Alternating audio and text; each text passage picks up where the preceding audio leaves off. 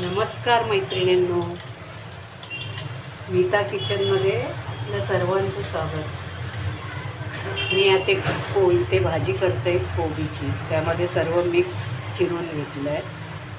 इथे पॅनमध्ये राई जिरं फोडणीला टाकली, तेल टाकून. आता घालते कांदा,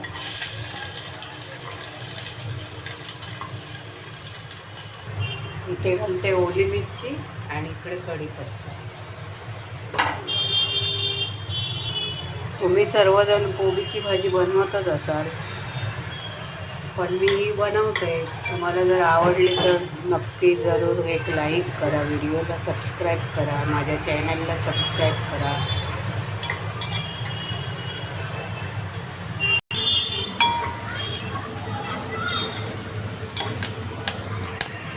मैत्रिणींनो, तुम्हाला तर माहितीच असेल, माझे व्हिडिओ जे असतात ते मी व्हिडिओ दाखवते, ते तुम्हाला मी जे काय बनवते त्या भाज्या दाखवते,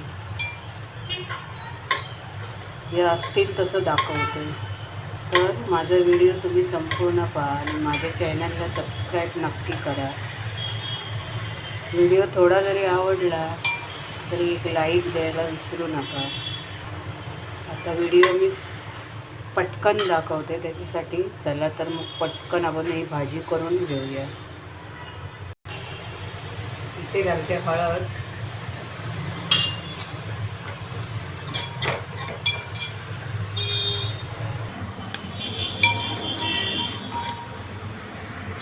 इथे सर्व भाज्या मी धुवून घेतल्या आहेत चाळणीमध्ये. आता इथे मी ॲड करते.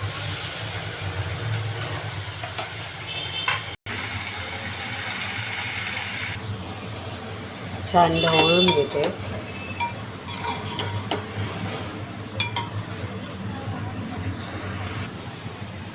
इथे मी मीठ ॲड करते.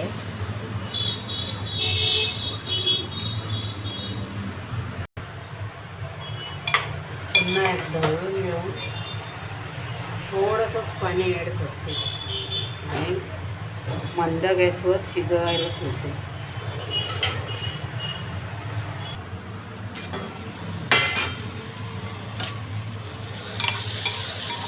भाजी छान ढवळून घेते. आता इथे मी टाकते टॅमॅटो आणि हे कोथिंबीरीचे देठ.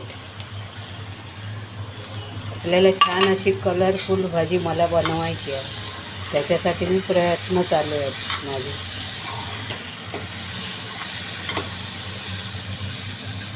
बटाटा थोडा शिजला आहे, आणखी थोडा वेळ. मैत्रिणींनो, ही भाजी पाणी न घालताच शिजवायची असते, त्याच्यासाठी ही वाफेवर शिजवून घेईल. पुन्हा झाकण ठेवते, मंद गॅसवर शिजवायची.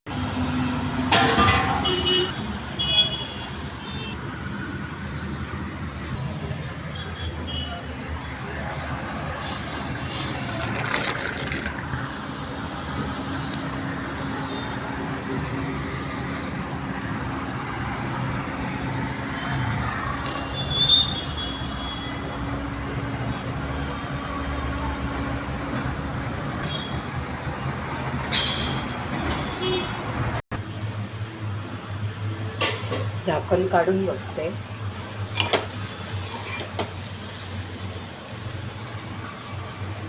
बटाटा पण शिजला.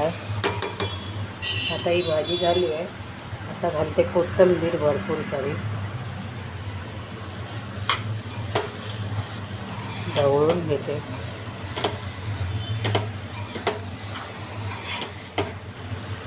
आता आपली भाजी रेडी आहे. इथे कोबीची भाजी तयार.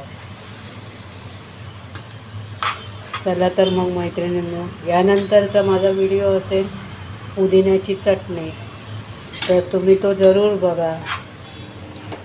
आणि व्हिडिओ आवडला तर नक्की लाईक करा, सबस्क्राईब करायला विसरू नका. धन्यवाद.